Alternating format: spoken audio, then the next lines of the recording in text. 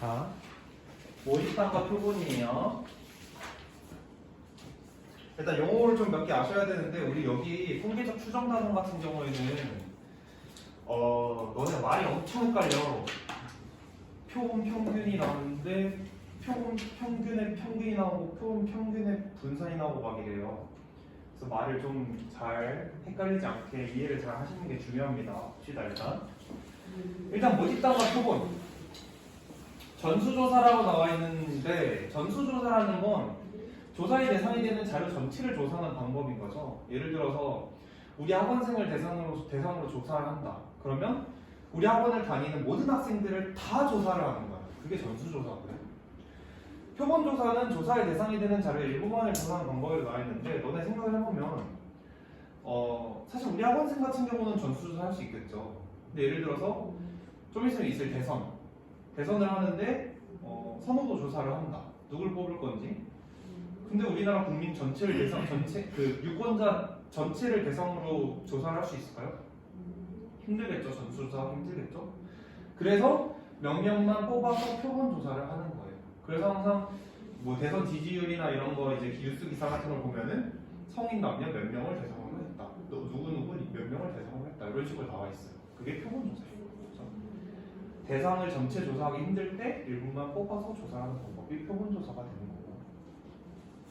그래서 모집단은 표본 조사에서 조상이 되는 자료 전체의 집합이라고 나와 있죠. 그러니까 표본 조사는 방금 얘기했듯이 조사의 대상이 되는 자료의 일부만을 조사한다고 했잖아. 그죠? 그래서 표본 조사를 했을 때 이 표본 조사를 하기 전에 그 전수인 사람이 모집단이 되는 거예요. 그래서 예를 들어서 내가 방금 얘기했듯이 내가 성인 유권자 100명을 대상으로 예를 들어서 선호도 조사를 했어. 그거는 이제 표본 집단인 거고 표본. 그 사람의 모집단은 이제 유권자 전체가 되는 거겠죠. 그렇죠? 유권자 전체. 그래서 모집단은 표본의 상위 개념이라고 생각하시면 돼요. 그 전체 인원들. 그리고 표본은 모집단에서 조사하기 위하여 뽑은 자료의 집합. 그러니까 그 뽑은 사람들이 표본인 거죠. 그 조사한 사람들. 그리고 임의 추출. 모집단의 각 원소가 추출될 확률이 같도록 표본을 추출하는 방법이라고 나와 있죠. 그냥 쭉 펼쳐놓고 그 중에서 내가 임의로 고르는 거야. 표본을. 그게 임의 추출인 거야. 딱히 뭐 어떤 이유가 있기 때문에 내가 얘를 골랐고 이유가 있기 때문에 얘를 골랐고 이렇게 해서 몇 명을 골라놓고 조사를 했다 이런 게 아니고 그냥 내 맘대로 너 인터뷰해 약간 이런 식인 거야. 임의 추출. 그래서 각 원소가 추출될 확률이 같도록 표본을 추출하는 거. 그러니까 랜덤이 나는 거죠. 자, 그래서 표본 평균의 평균과 분산. 표본 평균인데 뭐 또 평균이 나오고 분산이 나와, 그죠? 이미 표본 평균인데, 그죠? 자, 모평균이 n 모표준 편차가 시그마의 모집단에서 크기가 n인 표본을 이미 추출할 때 여기까지는 말이 돼요. 모평균이라는 건 모집단의 평균인 거야. 자료 전체를 대상으로 조사했을 때의 평균인 거고요. 모표준 편차가 시그마라는 건 얘도 마찬가지 자료 전체 모집단을 대상으로 한 표준 편차가 시그마라는 거예요. 근데 내가 거기서 크기가 n인 표본을 이미 추출했어. 크기가 n이라는 건 예를 들어 우리 사람으로 대입해 보면 n명을 뽑았다는 거예요. 그죠? 모집단에 있는 사람 중에 n명을 뽑아서 이미 추출했다는 거 아까 얘기했죠. 랜덤으로 뽑는 거라고. n명을 랜덤으로 뽑아서 표본 평균 x바를 만들었다. 여기서 표본 평균 x바라는 건 표본을 이미 추출했다고 했죠. 그래서 표본 평균이라는 건 내가 뽑을 수 있는 표본들의 평균인 거야. 표본들의 평균. 우리 지금까지 배운 건 예를 들어서 표본이 있으면 이거 어떻게 설명해 줘야 되지?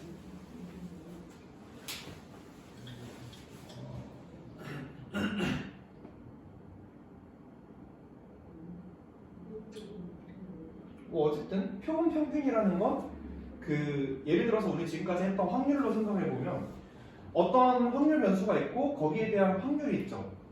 그 결과값에 대한 확률이 그 평균이 아니고 내가 뽑은 표본들의 평균인 거야. 예를 들어서 내가 10명 중에 5명을 뽑을 거야.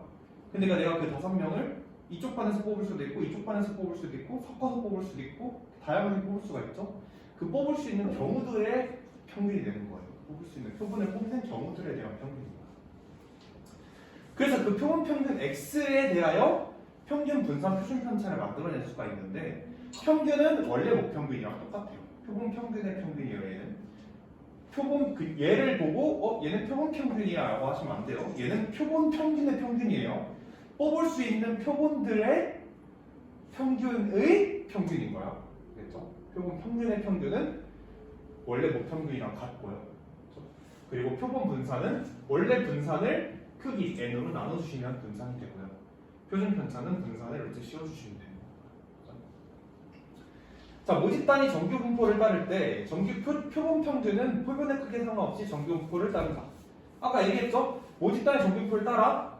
근데 표본 평균의 평균은 모평균이랑 똑같다 했죠. 그래서 그냥 n이 들어간 거고요. 그리고 표본 평균의 분산은 n분의 시그마 제곱이라 했죠. 그냥 분산을 n으로 나눠준 거였어. 그죠? 그리고 분산을 n으로 나눠준 거가 되는 거예요. 그렇죠? 그게 따른다라는 걸 보셔도 돼요. 그리고 모집단의 분포가 정규 분포가 아닐 때에도 n이 충분히 크면 표본 평균 x, x반은 근사적으로 정규 분포를 따른다. 얘는 뭐예요? 충분히 크면. 충분히 크면. 어떻게 생각해보면 이항 분포가 정규 분포로 넘어오는 거랑 비슷한 개념인 거죠. 정규 분포 아닐 때에도 내가 뽑은 표본이 충분히 크다고 판단이 되면 표본 평균은 정규 분포를 따를 수 있다. 이렇게 보는 거예요. 자, 그래서 결국 우리가 해야 되는 게 추정이야. 표본을 가지고 우리가 이제 검사를 했잖아. 그러면 표본이 모집단에서 구한 모집단의 평균, 모평균, 모분산, 모표준 편차가 다를 수도 있겠죠. 내가 표본에서 뽑아서 계산할게. 그래서 우리가 표본에서 구한 걸 가지고 원래 있었던 진짜 모평균을 추정을 해보는 거예요. 예를 들어서 내가 학교에서 100명의 학생들을 놓고 성적의 평균을 계산하고 싶어. 근데 100명은 너무 많아서 10명을 뽑았는데 하필 그 10명이 다 하위권 10명이었어. 그럼 그거 갖고 제대로 된 평균을 추정할 수가 있어요? 그게 안 된단 말이야. 그죠?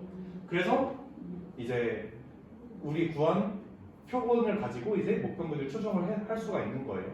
몇 퍼센트 신뢰도로 추정을 할 수가 있느냐에 따라서 범위가 달라지는데, 자, 정규 분포를 따르는 모집단에서 크기가 n인 표본을 이미 추출할 때 표본 평균을 x바라고 할 때 모평균 n의 신뢰 구간은 다음과 같다라고 했죠. 자, 신뢰도 95%의 신뢰 구간은 표본 평균에서 1.96 곱하기 얘 뭐예요?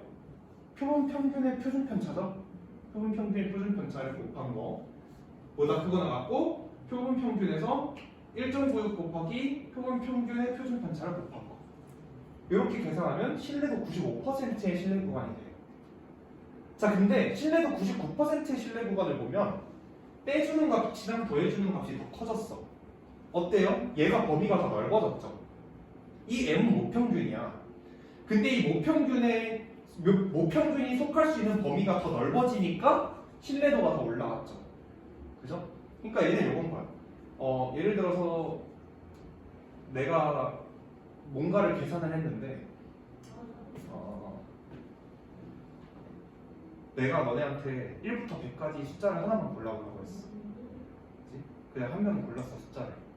근데 내가 너네가 고른 숫자가 40에서 70 사이에 있을 확률이 더 클까? 아니면 20에서 90 사이에 있을 확률이 더 클까? 당연히 후자가 더 크겠죠? 범위가 넓으니까. 그러니까 신뢰도가 더 높은 거예요. 그렇죠? 범위가 더 넓어지니까 신뢰도가 더 높아지는 거죠. 왜 식이 이렇게 나오는지는 우리 뒤에서 좀 넘어봅시다. 자, 그래서 모집단과 표본. 아까 얘기했지만 모집단은 자료 전체를 모집단이라고 하는 거예요. 그 모집단 전체를 조사하는 게 전수조사가 되는 거고요. 그렇죠? 근데 우리 모집단을 다 조사하기가 힘들 때 임의로 대상의 일부를 조사해요. 그렇죠? 그래서 표본을 뽑아서 조사를 하기 때문에 표본조사라고 하는 거고요. 그 뽑힌 사람들을 표본이라고 하는 거고요. 그렇죠? 그래서 우리가 지금 배워야 되는 게 이 표본조사를 통해서 모집단을 추정해내는 거기 때문에 우리 통계적 추정이라고 하는 겁니다. 그래서 표본조사에서 조사의 대상이 되는 전체 집단, 전수조사를 했을 때 그 모든 사람들이 모집단이 되는 거고, 그냥 뽑은 사람들을 표본이라고 하는 거예요. 그래서 이미 추출한다 얘기했죠? 그냥 랜덤으로 뽑는 게 이미 추출이에요. 얘는 뭐 어렵지 않아요.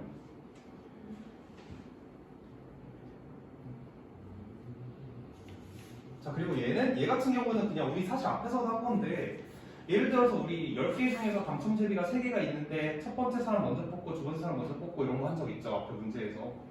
근데 앞에 사람이 뽑고 나서 다시 집어넣으면 얘를 다시 원래대로 복원을 시켜놓은 거죠. 그래서 복원 추출이라고 하고요. 그리고 내가 뭔가를 뽑고 나서 안 넣고 두 번째 사람이 다시 뽑게 해. 그럼 원래 10개였는데 두 번째 사람은 9개에서 뽑게 되죠. 그럼 확률이 달라지죠. 이런 경우를 이제 비복원 추출이라고 해요. 그게 여기서 나오는 거예요. 한번 추출한 원소를 다시 되돌려놓고 다음 원소를 추출하는 방법을 복원 추출. 투표 뽑고 나서 다시 넣는다는 거죠. 그 다음 다른 사람을 뽑게 해달라고 하는 거지. 그리고 한번 추출한 원소를 되돌려놓지 않고 다음 원소를 추출하는 방법을, 그러니까 뽑고 나서 옆에다 놓고 다음 사람을 뽑게 하는 거. 그럼 비복원 추출 되는 거예요.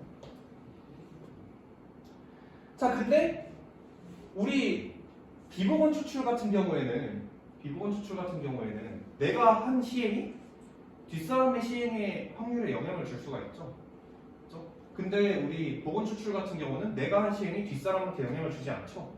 그래서 우리 복원 추출은 독립 시행으로 볼 수가 있어요. 그죠? 그리고 만약에 내가 투표용지를 뽑을 건데 투표용지가 5,000개야. 5,000개 중에서 한 3명이 뽑아. 그러면 사실 확률이 그렇게 크게 차이가 없겠죠. 그래서 그렇게 큰 경우에는 비복원 추출도 복원 추출을 볼 수 있다. 이 얘기를 해주고 있어요. 자, 여기 이제 나왔어. 평균의 평균과 분산. 그렇죠? 표본 평균도 이미 평균인데 표본 평균의 평균이랑 분산을 물어봐요. 그죠? 자, 보시면 모집단의 어떤 특성을 나타내는 확률 변수 확률 분포를 모집단의 확률 분포라고 하는데, 그 모집단에서 평균 분산 표준 편차를 모평균 모분산 모표준 편차라고 해요. 모집단에서 구한 거야. 그거는 진짜 그 전수에서 구한 거야. 근데 이거를 각각 기호로 이렇게 우리 아까 봤던 애들이죠? M, 시그마 제곱, 시그마 그렇죠? 나타내는데, 어떤 모집단에서 이제 크기가 n인 표본을 추출을 해요. 그죠? 근데 여기서 xn과 xn이라는 건 뭐냐면 내가 뽑은 표본들인 거야. 그러니까 예를 들어서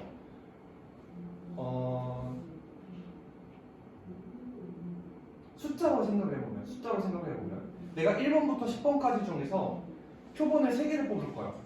근데 1, 2, 3을 뽑을 수도 있고 1, 3, 7을 뽑을 수도 있고 1, 8, 10을 뽑을 수도 있고, 그죠? 걔네들이 이제 n개, 내가 3개를 뽑았으니까 3개의 이제 표본이 나온 거죠? 그 3개의 표본을 평균을 낸 거야. 예를 들어서 내가 좀 아까 얘기했던 것처럼 1, 2, 3을 뽑았어. 1, 2, 3을 뽑았으면 걔네 평균을 내면 이겠죠? 그게 평균이 되는 거야. 알겠죠? 내가 뽑은 표본들의 평균. 그러면 걔네가 굉장히 다양하게 나타내겠죠. 내가 방금 얘기한 것처럼 1번부터 10번 중에 3개를 뽑았으면 1, 2, 3은 표본 평균이 2인 거고 1, 2, 7은 표본 평균이 얼마야? 3분의 10인 거고, 이렇게 표본 평균들이 다양하게 있겠죠. 그 표본 평균들의 평균을 낸 게 표본 평균의 평균이 되는 거예요. 그렇죠? 여기서 표본 평균, 표본 분산, 표본 표준 편차 나오는데 얘네들은 사실 별로 의미가 없는 애들이고요. 표본 평균을 우리 주로 가지고 씁니다. 그래서 얘네는 문제를 보면 차라리 더 이해가 잘 갈 거예요. 여기 뒤에 보시면 이것도 근데 잠깐 볼게요. 이때 표본 분산은 모분산과 달리 편차 제곱의 합을 n-1로 나눈 값으로 정의하는데, 이것은 표본 분산과 모분산의 차이를 줄이기 위해서입니다 라고 나와 있죠. 그래서 얘는 뭔 소리냐면, 여기를 보면은 우리 원래 분산을 구할 때 편차 제곱의 평균을 구하죠. 근데 우리 지금 이 표본 같은 경우는 표본은 n개잖아. 크기가 n이잖아. n명을 뽑았단 말이야. 근데 얘는 표본 분산을 구할 때 편차 제곱의 합을 구한 다음에 n-1로 나눠줘요. n으로 나누는 게 아니야. 얘는 왜 그러냐면, 어쨌든 지금 내가 표본을 뽑아서 계산을 했다는 건 원래 모집단에서 구한 분산이랑 모분산이랑 당연히 다를 수밖에 없겠죠. 오차가 생길 거란 말이야. 근데 그 오차를 줄이려고 n-1로 나눠줍니다. 요거는 좀 기억을 해두셔야 돼요. 표본 분산을 구할 때 원래는 편차 제곱의 평균을 구하면 되는데, 얘는 편차 제곱의 합을 n이 아니라 n-1로 나눕니다. 왜? 오차를 줄이기 위해서. 요거는 좀 기억을 해주시고요. 왜 오차가 줄어요? 그러니까 생각해보면 이런 거지. 내가 아까 얘기한 것처럼 내가 100명을 기준으로 성적을 조사를 할 건데 내가 10명 뽑았는데 10명이 다 하위권이야.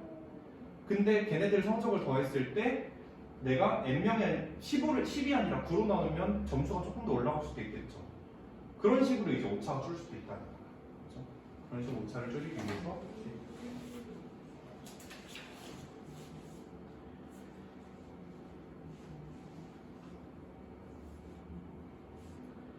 자, 그래서 여기 평균에 대한 얘기가 조금 더 자세히 나와요.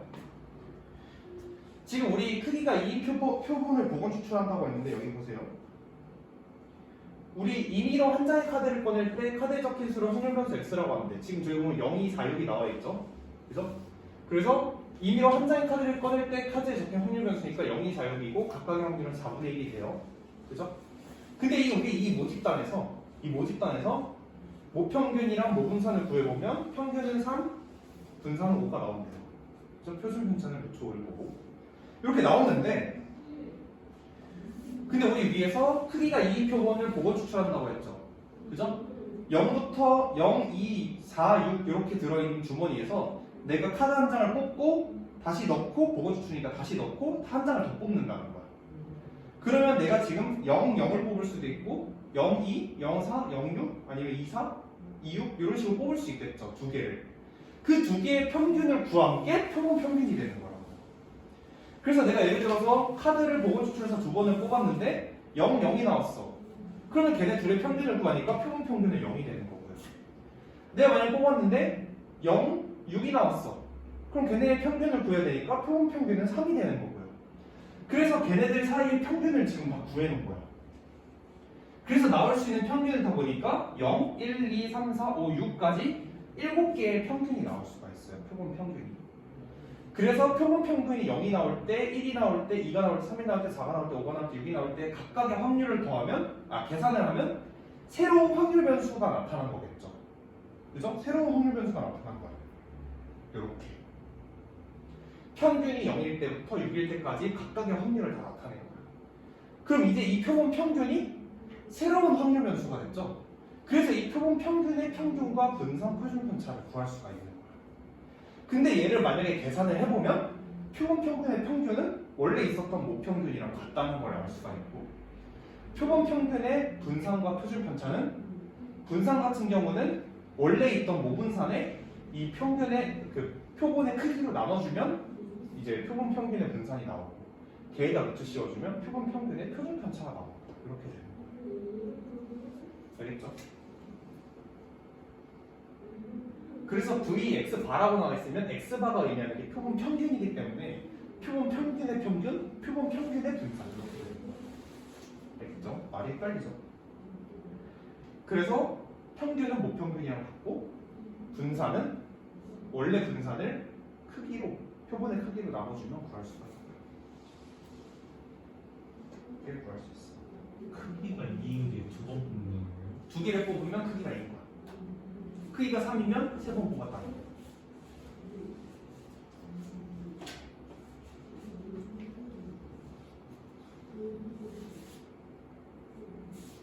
그래서 표본 평균의 평균은 모평균이랑 같고 표본 평균의 분산은 원래 분산을 표본의 크기로 나눈 것과 같고 얘는 루트 씌운 거랑 같으니까 얘를 정규분포로 나타내보면 n분의 시그마 제곱 n분의 시그마 제곱이 표본 평균의 분산이죠.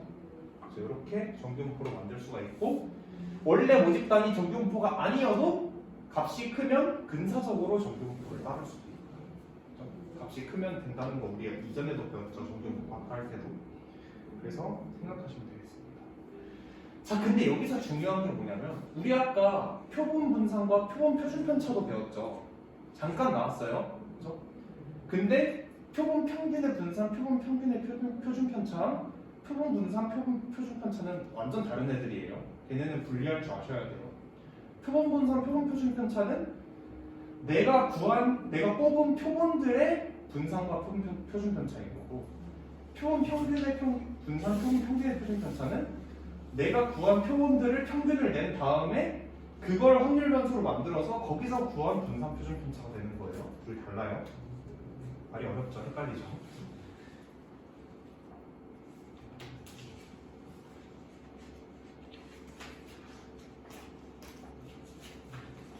자, 그럼 개념 꼭 한번 봅시다.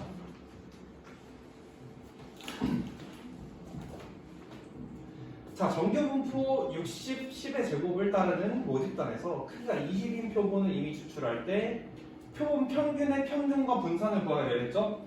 그죠? 표본 평균의 평균은 뭐라고 했어? 모평균이랑 같다고 했죠? 60일 거고. 표본 평균의 분산은 어떻게 된다고 했어? 분산은 원래 분산을 표본의 크기로 나눠주면 된다고 했죠. 분산 100인데 표본의 크기 20이니까 5 되겠죠? 그래서 평균은 5, 평균 60, 분산은 5다 이렇게 되는 거고요. 자, 이런 정규분포를 따른 모집단에서 크기가 4인 표본을 복원 추출할 때 표본 평균을 x바라고 하자. 그러면 이 x바 제곱의 값을 구하라. 얘 뭐예요? 평균의 제곱, 그죠? 제곱의 평균, 제곱의 평균이니까 분산해서 평균의 제곱을 빼주시면 되겠죠? 평균의 제곱 빼주면. 그럼 분산은 뭐야? 16인데 크기가 4인 표본이니까 분산은 4가 되겠죠? 평균은 모평균이랑 똑같을 거고요. 그죠? 자, 그러면 여기다가 평균 제곱을 더해주면 제곱의 평균이 나오겠죠? 그죠? 얼마예요? 904인가요?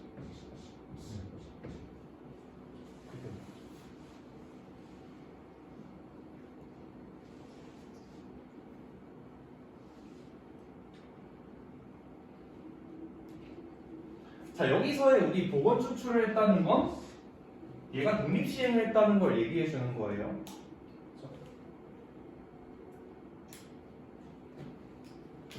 자, 밑에 볼게요.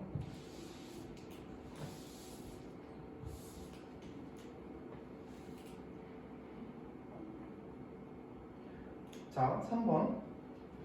모집단의 확률 변수 x의 확률 분포를 표로 나타내면 다음과 같다. 이 모집단에서 크기가 4인 표본을 임의로 복원 추출할 때 표본 평균의 평균과 분산을 각각 구하라. 얘는 뭐 하면 돼요? 모평균이랑 모분산을 구한 다음에 거기서 표본 평균의 평균은 모평균이랑 같고 분산은 모분산을 표본의 크기로 나눈 것과 같다로 푸시면 되는 거죠. 그렇죠? 얘는 지금 모집단이에요. 모집단이니까 평균을 먼저 구해보면 그래서 0 더하기 2분의 1 더하기 2분의 1이니까 1이에요. 평균은. 분산은 자, 제곱의 평균 구하면 0 더하기 2분의 1 더하기 1 빼기 평균 제곱 1 주시면 되죠? 그래서 분산은 2분의 1이에요.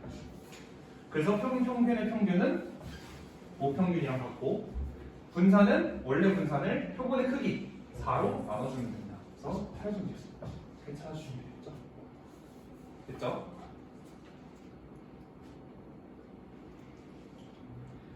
자, 4번에 모평균이 100이 모표준 편차가 26인 집단에서 크기가 n인 표본을 이미 추출할 때 표본 평균 x의 표준 편차가 2 이하가 되도록 하는 자연수 n의 최소값을 구하라 이랬네요. 표본 평균의 표준 편차니까 모표준 편차에 우리 원래는 모분산이 26제곱이었겠죠. 얘를 지금 표본의 크기 n으로 나눈 게 모분산이죠. 그럼 여기다가 루트를 씌워놓은 게 표본 평균의 표준 편차죠. 그렇죠? 그러면 얘는 루트 n분의 26이네요. 근데 얘가 2보다 작아야 됩니다. 그죠? 그러면 26이 2루트 n보다 작거나 같아야 되고 자연수 n의 최소값을 구해달라고 했으니까 n이 루트 n이 13이면 되겠네요. 그럼 n은 196이면 되겠어? 169죠.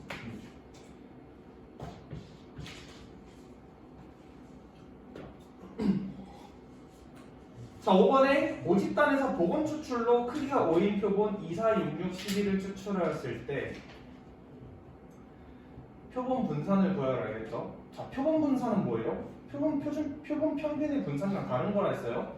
진짜 얘네들의 분산을 구해달라는 거야. 그죠? 자, 그러면 얘네들의 평균을 구해보시면 30인가요? 저 30이죠? 30을 5로 넣으니까 평균이 6인 거예요. 이 6이 뭘까요? 표본을 뽑아 뽑아서 평균을 구했으니까 얘가 표본 평균인 거야. 그죠? 자, 근데 표본 분산은 어떻게 구해요? 편차 제곱들의 평균이죠? 그죠? 근데 편차 제곱들의 평균을 구할 때 n이 아니라 n-1로 나눠준다고 했어요. 왜? 오차를 줄이기 위해서. 자, 그럼 얘네 편차를 구하면 4죠? 제곱하면 16이에요. 그리고 얘도 4. 편차 없죠? 얘도 없어요. 0, 0. 얘네 편차 36. 이렇게 돼서 제곱하면. 그럼 더하면 얼마야? 56인가요? 56? 이 편차 제곱들의 합을 n이 아니라 n-1 4로 나눠주는 거예요. 4. 얼마예요 그러면? 14.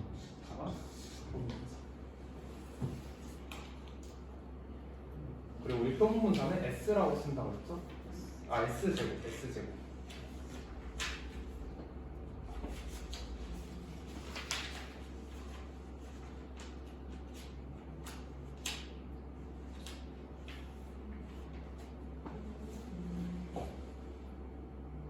자, 이제 해볼게요.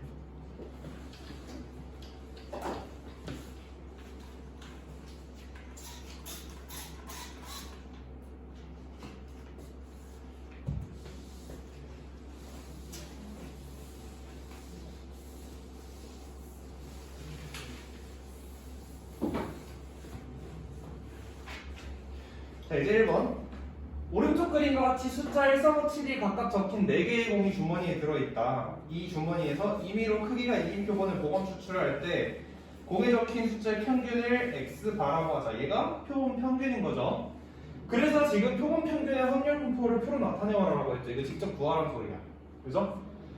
자, 우리 보건 추출한다고 했으니까 뽑았다가 다시 넣어놓고 다시 뽑는다는 거 중복으로 뽑을 수 있어요. 자, 그러면 여기서 우리 평균을 구해보면 첫 번째, 그러니까 1을 뽑을 경우 확률 1이죠. 아, 표본 평균 1이죠. 1 뽑으면 1, 3 뽑으면 2가 되죠. 3, 3 뽑으면 3이에요. 4, 5 뽑으면 4 되죠. 5 뽑으면 5 되고요. 5, 7 뽑으면 6 되고요. 7, 7 뽑으면 7까지 되죠. 그죠? 자, 이제 얘네들을 확률 분포를 나타내면 자, 얘는 1을 뽑는 방법밖에 없죠? 1, 그래서 16분의 1이에요. 2이려면 1, 3 또는 3일밖에 안 돼요. 1, 3, 3일. 그죠? 그러면 16분의 2예요. 그죠? 지금 우리 각각을 뽑을 경우가 4분의 1이죠. 그래서 1, 3이 4분의 1, 4분의 1에서 16분의 1. 3일도 4분의 1, 4분의 1에서 16분의 1인 거지. 3은 그렇죠. 1, 5, 5, 1, 3, 3 이렇게 되죠. 1, 5, 5, 1, 3, 3. 얘는 16분의 3이에요. 4일이면 3, 5, 5, 3, 1, 7, 7, 1 이렇게 4개 되죠. 얘는 16분의 4예요. 자, 5가 되려면 5, 5, 3, 7, 7, 3 3개 되죠? 6이려면 5, 7, 7, 5밖에 없죠? 7, 7, 7, 7밖에 없죠? 다 더하면 1 남아요. 그죠? 얘를 이제 약분해서 정리해 주시면 확률분포 표로 나타낸 거죠. 그래서 1의 표를 이용하여 표본 평균의 평균과 분산을 각각 구하여라 이랬어요. 그렇죠? 자, 표본 평균의 평균 구하면 16분의 1 더하기 16을 통일로 할게요. 그냥 1 더하기 4 더하기 9 더하기 16 더하기 15 더하기 12 더하기 7 되죠? 그러면 4, 30, 45 63인가요? 4네요. 그죠? 얘가 표본 평균의 평균.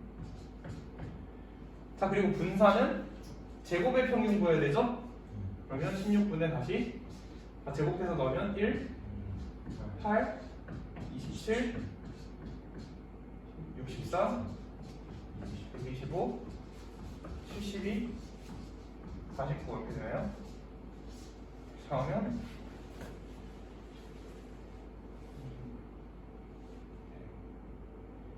125까지 안 나오는데 75. 아 그러네요. 25 곱하기 3이니까 75네요. 그죠?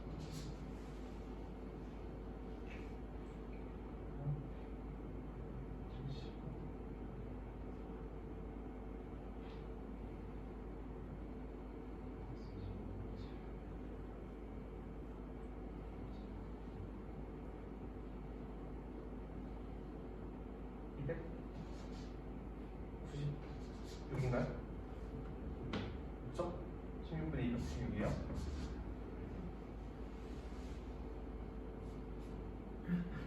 그러면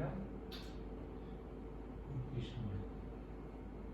16이야? 아니 120. 빼기 16이라고? 뒤에 계산해보자. 뭐야?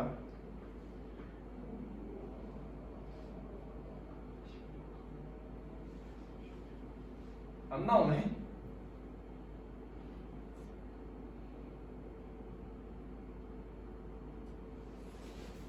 정들이 분석이요.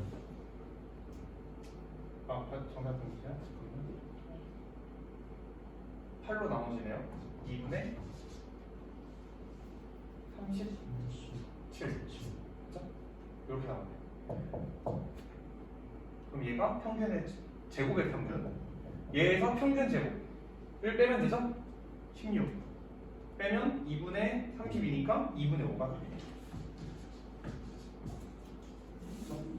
자, 그럼 우리 여기서 뭐 해볼 거냐면, 우리 지금 표본 평균의 평균 분산 구했죠? 그럼 우리 모집단의 모평균 한번 구해봅시다. 모평균 뭐예요? 얘네 4개 더해서 4로 나누면 되죠? 그죠? 얼마야? 4죠? 모평균 나오네요. 그죠? 모분산도 구해볼게요. 평균 4니까 편차 제곱하면 3, 3이니까 9. 1, 1, 9 이렇게 되죠? 20이에요, 20. 얘를 4로 나누면 5죠? 그죠? 근데 우리 모분산 어떻게 구한다 했어? 원래 분산을 표본의 크기로 나눠주면 된다 했죠? 우리 지금 표본이 크기가 2인 표본을 뽑았기 때문에 5를 2로 나눈 2분의 5가 분산이 됩니다. 그죠? 이러면 증명이 어느 정도 되겠죠? 그래서 사실은 우리 이거 안 했어도 돼. 표본 평균의 분산, 평균과 분산 구하려면 그냥 몇 평균이랑 모분산 구해서 쉽게 구해줄 수 있었죠, 사실. 근데 여기서 이렇게 하고 있으니까 이렇게 하시면 되겠죠. 넘어갑니다. 네, 다녀오세요.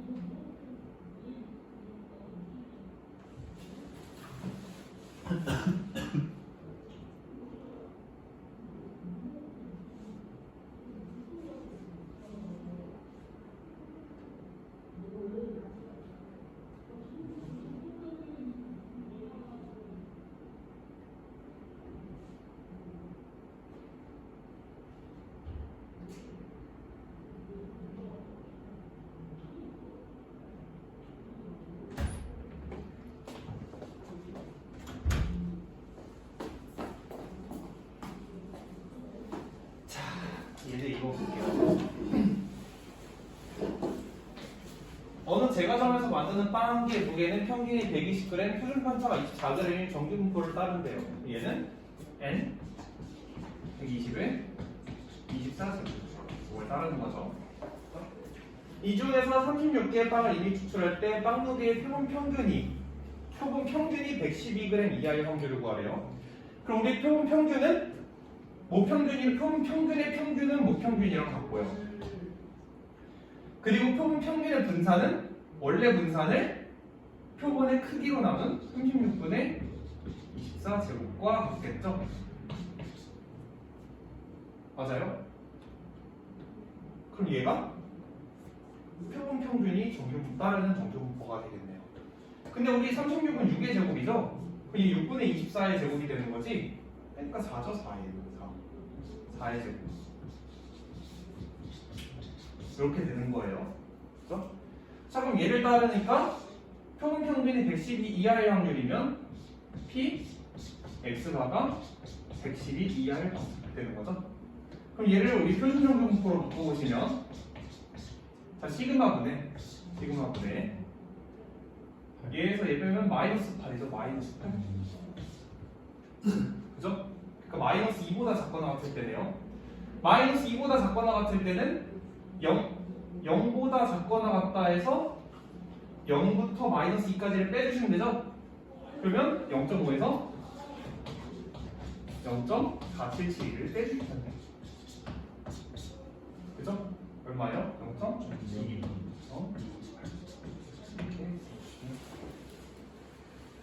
알겠죠?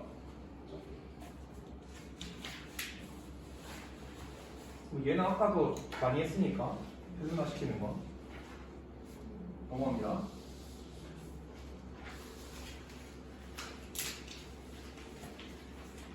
자, 이제 3번. 훈인의 베이커리에서 만든 단팥빵 한 개의 무게는 평균이 400g, 표준 편차가 50인 정규분포를 따른다. 그래서 써놓을게요. n 400에 50. 자, 그랬을 때 이 가게에서 만든 단팥빵 중에서 크기가 n인 표본을 이미 추출할 때 표본 평균을 x바라고 하자. 그럴 때, 자, 그럼 우리 표본 평균은 크기가 n이라고 했으니까 평균은 모평균이랑 똑같고, 그죠? 분산이 n분의 50제곱 이렇게 되겠죠? 표준 편차는 루트 n분의 50일 거예요. 루트 n분의 50. 자, 그랬을 때 얘가 390보다 크거나 같아야 되는데, 그죠? 그러면 우리 얘를 표준 정규분포로 바꿔볼게요. 자, 우리 시그마는 루트 n분의 50이죠. 거기서 390 마이너스 400이니까 마이너스 10이네요. 그죠? 이제 그러면 얘는 그렇죠. P, Z가 마이너스 5분의 루트 n보다 크거나 같다 이렇게 되죠? 근데 얘가 0.88보다 크게 해달래요. 0.88보다. 그죠? 0.88. 그럼 얘가 뭐가 돼야 될까요?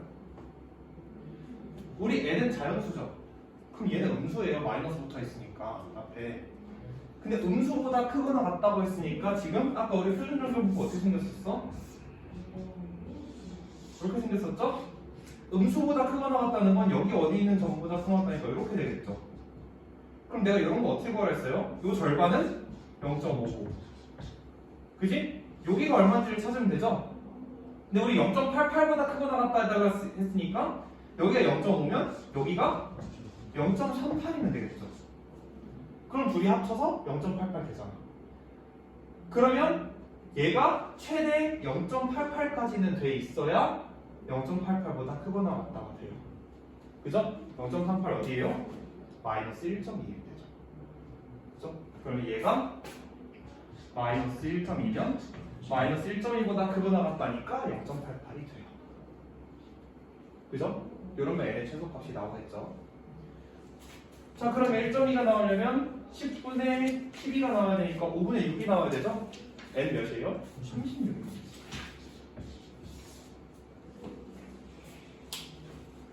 됐어요? 네. 넘어갑니다. 이거 기억하세요. 또 표준정보 이렇게.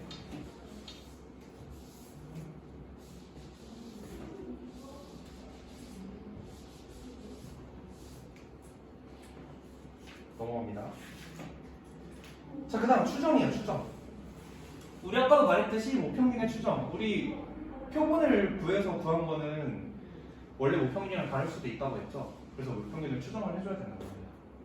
그래서 우리 추정을 해줄 때는 신뢰도를 이용해서 구해요.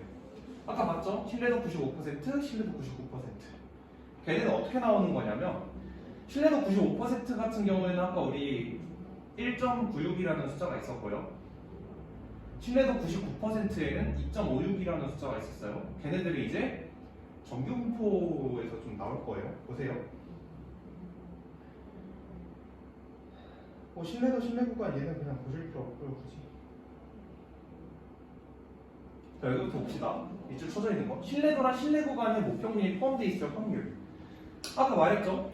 95% 확률이면 모평균이 95% 확률로 그 안에 들어가 있는 거야. 99%는 99%의 확률로 그 안에 들어가 있는 거고. 그죠? 보세요. 자, 모평균 M에 대한 신뢰도 95%의 신뢰 구간이라는 말은 100개의 표본을 추출하여 신뢰 구간을 만들 때 모평균 M을 포함하는 것이 약 95개라는 것을 의미합니다. 얘는 뭐 그냥 당연한 말이겠죠. 그죠? 신뢰도가 95%라는 게 당연히 100 중에 95란 소리니까. 자, 그래서 표본조사에 의해 얻어지는 어떤 수치가 모집단의 어떤 구간에 있을 것이라고 추정할 수 있을 때 이 추정이 적정 확률을 추정의 신뢰도라고 하고 그 신뢰도의 구간을 신뢰 구간이라고 해요. 그러니까 예를 들어서 아까 우리 계산한 것처럼 신뢰 구간이 표본 평균 마이너스 1.96 저기 루트 n분의 시그마 그다음 표본화 맞고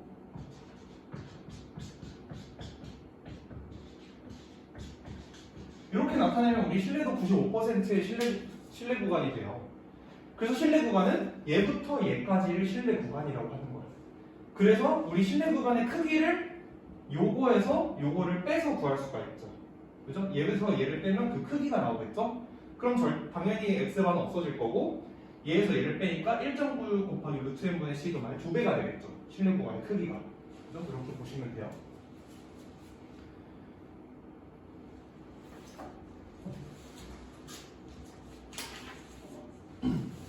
자, 그래서 우리가 구한 표본들의 자료의 값을 가지고 모평균의 추정을 할 수가 있는데 봅시다.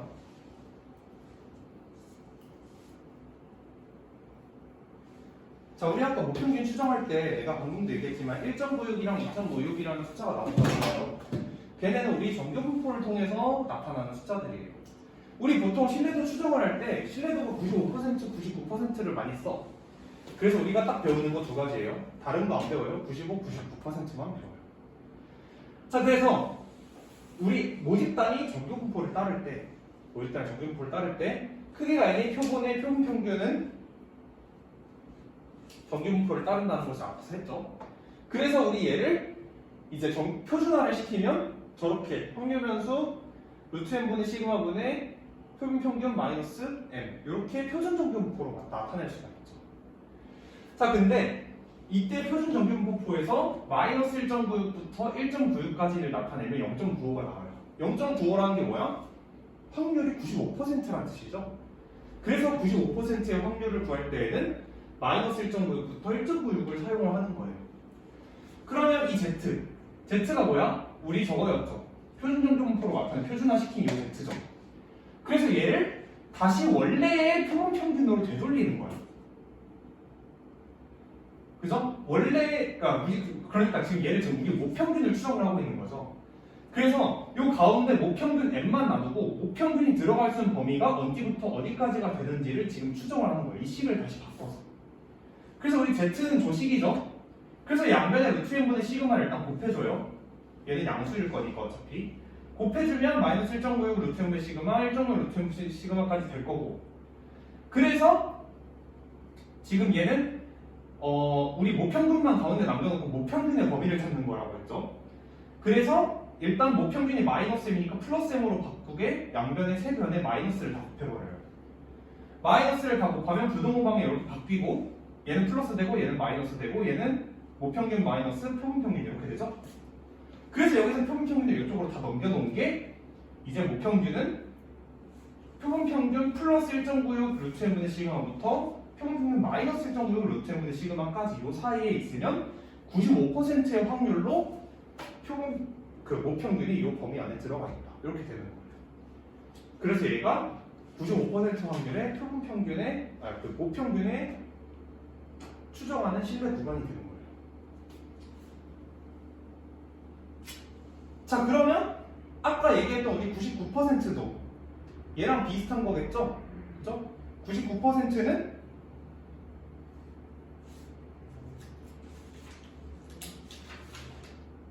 아까 우리 0.95는 계산했더니 마이너스 1.5부터 1.96까지였죠? 그럼 99%는 마이너스 2.56부터 플러스 2.56까지의 범위, 표준 조균포 범위를 구했더니 0.99가 나온 거야. 그래서 2.56을 사용해서 이렇게 구하는 거예요. 알겠죠? 그래서 우리 많이 쓰는 95%랑 99% 신뢰 구간은 이렇게 알아두시면 되겠습니다. 어렵지 않아요. 2.56이 아니고 2.58이죠. 두 개만 알면 돼. 1.96, 2.58만 기억해 놓으면 요 식은 아마 기억할 수 있을 거예요. 자, 그러면 여기 붙였고요. 개념 볼게요. 정규분포를 따르는 모집단에서 표본의 이미 추출하여 우평균을 추정하려고 한다. 다음 명제의 참 거짓을 판별하여야 되겠죠. 자, 이 x반은 뭐예요? 표본 평균의 평균이죠. 표본 평균의 평균은 표본의 크기와 관계없이 모집단의 평균과 같다. 아까 얘기했죠? 맞다고. 표본의 평균은 똑같다고. 자, 표본 평균의 분산은 표본의 크기에 반비례한다. 표본의 크기가 커질수록 우리 원래 있었던 모분산에서 나눠주는 값이 커지는 거죠? 반비례하겠죠, 그러면. 자, 그리고 동일한 표본을 사용할 때 신뢰도 99% 신뢰 구간은 신뢰 95% 신뢰 구간을 포함한다. 당연한 말이겠죠? 그죠? 얘보다 더 클 테니까 99%는 포함할 거예요. 자, 신뢰도가 일정할 때 표본의 크기가 작을수록 신뢰 구간의 길이는 짧아진다. 신뢰 구간의 길이는 표본의 크기가 작을수록이죠. 표본의 크기가 작으면 뭐가 커져 지금? 표본의 크기가 작아지면 표준 편차가 커지죠. 표본 평균의 표준 편차가 커져요. 그럼 표본 편차가 커지면 신뢰권 길이가 넓어지겠죠, 오히려 더. 그죠? 4번은 거짓이네요. 5번 표본 평균의 값이 작아지면 신뢰 구간 길이는 짧아진다. 우리 표본 평균 값은 신뢰 구간의 길이랑 상관이 없어요. 그래서 얘는 거짓이겠죠. 그래서 참참참 거짓 이렇게 해주시면 되겠습니다. 자, 2번. 어느 회사에서 생산하는 형광등의 수명은 정규분포를 따른다고 한다. 이 회사에서 생산하는 형광등 중에 100개를 이미 추출하여 수명을 조사했더니 평균은 1000시간, 표준 편차는 100시간이었다. 그렇죠? 이 형광등의 평균 수명에 대하여 신뢰도 95%의 신뢰 구간의 길이를 구하라고 줬죠. 그리고 우리 문제에서 이렇게 줘요. 95%는 1.96 써라. 자, 그럼 얘는 어떻게 쓰면 돼요? 이미 추출하여 수명 조사했더니 평균 1000시간, 표준 편차 100시간이었대. 그러면 모평균은 1000 빼기 1.96 곱하기 루트 n. 지금 100개 이미 추출했으니까 루트 n분의 시그마 10 100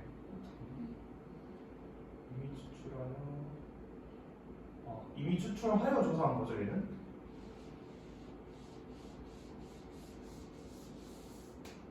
이미 추출하여 조사한 표준 편차가 지금 100시간인 거죠? 그렇죠? 그러면 쟤는 이미 수명 정도를 따르는데? 그렇죠? 이미 표준 편차가 100시간인 거지? 그럼 얘는 1000 빼기 1.9 곱하기 그냥 100을 쓰시면 되겠네요. 원래 여기 들어가는 게 표본 평균의 표준 편차가 들어가면 되니까. 여기는 1000 플러스 1.96 곱하기 100 이렇게 될 거고.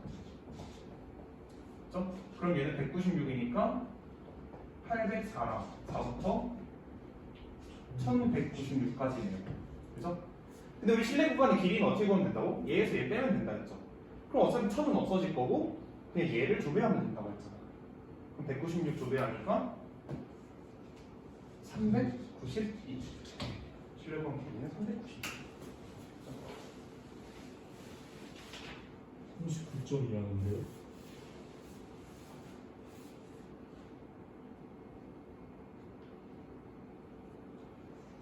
아 근데 얘는 문제가 진짜 애매하긴 하다. 여기 이미 추출하여 수명을 조사했는데 평균이 100시간 표준 편차가 평균이 1000시간 표준 편차 100시간이라는 건 지금 표본에 대해서 평균이랑 표준 편차를 구했다는 건지 뭐 그럼 얘가 지금 얘기하는 건 그렇게 나오려면 39.2가 나오려면 저 100시간을 루트 n으로 나눠서 계산을 했을 때 그렇게 나오겠죠? 그렇죠? 그럼 여기서 얘기하는 건 쟤를 얘로 나눠 달라는 소리네요. 그렇죠? 모표준 편차가 100시간이라는 소리인가 보죠. 그러면 생각하세요.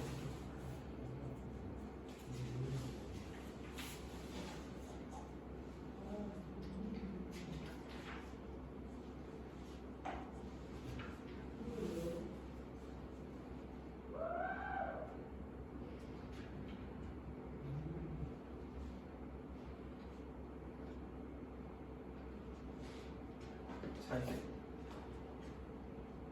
잠시만요.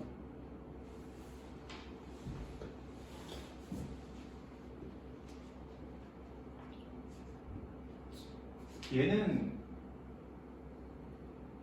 표본 평균의 표준 편차가 아니라 표본 표준 편차구나 저게. 지금 우리 얘가 표본 평균, 얘가 표본 표준 편차죠. 그러면 얘를 그대로 써야 되는 게 맞네. 지금 우리 100개를 이미 추출한다고 했죠. 그러면 우리 형광등이 몇 개나 있었는지 모르겠지만 100개는 충분히 많은 숫자라고 판단이 되죠. 보통 100 이상이면 충분히 많은 숫자라고 생각을 해요. 근데 얘는 우리 표본 평균의 표준 편차가 아니라 표본 표준 편차죠. 그러니까 우리가 뽑은 표본들에서 표준 편차를 계산했더니 100시간이라는 거야. 그럼 얘는 값이 충분히 크기 때문에 그냥 표본 표준 편차를 목표준 편차랑 비슷하다라고 놓고 써도 되는 거예요. 그래서 얘는 그냥 표본 표준 편차지만 그 표본의 크기가 충분히 크기 때문에 그냥 표준 편차랑 똑같다고 생각해도 된다. 이렇게 써야 되는 거예요. 그렇게 생각하세요.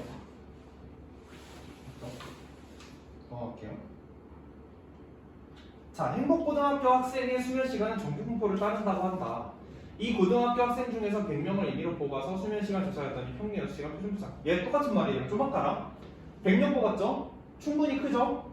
그러면 평균 6시간 표준 편차 1시간이라는 건 얘는 표본 평균이고 저 표준 편차는 표본 표준 편차인데 충분히 크기 때문에 모표준 편차랑 똑같다고 생각해도 된다. 이거죠. 자 그럼 네? 뭐라 그랬어? 선생님이 제 책에 나왔어요. 자 신뢰도 95%의 신뢰 구간을 구하여라. 자 그러면 뭐 하면 돼요? 자 표본 평균에서 95%니까 1.96이죠? 1.96 곱하기 루트 n 분의 시그마죠? 그죠? 10분의 1이네요. 그 되죠? 보다 크고 낮고 6 플러스 1.96 곱하기 분의 이렇게 되는 거죠. 이쪽은 어떻게 돼요? 6 마이너스 2.58 곱하기 10분의 1 이렇게 되는 거고 얘는 6 플러스 2.58 곱하기 10분의 1 이렇게 되는 거죠. 계산하시면 돼요. 꼭 그냥 0.196씩 빼면은 5.804 6.196 이렇게 되겠죠? 이렇게 하시면 돼요. 대단한 계산 아니니까 넘길게요.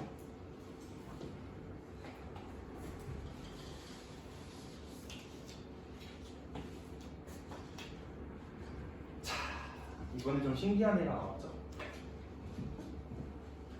정규 분포를 따르는 모집단에서 크기가 n의 표본을 임의로 추출하여 평균을 추정하려고 하는데 신뢰도 60%를 추정해달래요.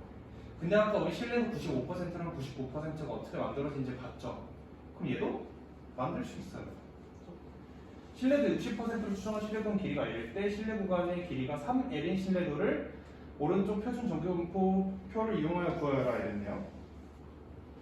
자, 그러면 신뢰도가 60%이려면 0.84까지 0.3이죠. 30%예요. 그러면 마이너스 0.84에서 플러스 0.84까지가 60% 신뢰 구간이겠죠? 그죠? 그래서 우리 지금 구할 수 있는 게 신뢰 구간 길이가, 자, 표본의 임의를 추출하여 x 마이너스 0.84의 루트 n분의 시그마, 그죠? 요거를 하는 게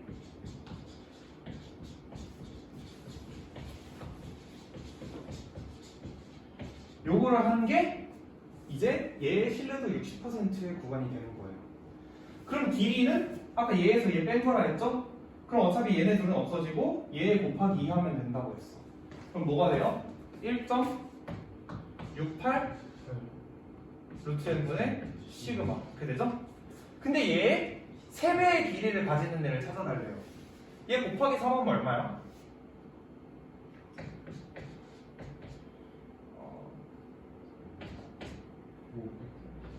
그러면 504네요. 5.04 루트 n분의 시그마 이렇게 되죠? 그럼 5.04라는 건 2.52, 2.52 이렇게 돼요. 뭐예요? 2.52, 2.52면 0.49일 때죠. 그럼 이쪽으로 2.52, 이쪽으로 2.52잖아. 그러면 0.49, 0.49니까 0.98이 되겠죠. 0.98. 그래서 얘는 98%의 신뢰도다. 이렇게 생각하시면 돼요. 알겠죠? 근데 보통 문제에서는 이 문제 그렇게 많이 나오진 않아요. 보통은 95, 99만 주고 풀으라고 해. 근데 이렇게 줘도 풀 수 있어야겠죠? 우리 95랑 99 어떻게 만들어지는지 봤으니까. 이렇게 하면 우리 확통의 진도가 전부 다 끝났습니다. 쉴까요? 전부 다 끝났고 지금부터 쌤 푸셔야겠죠?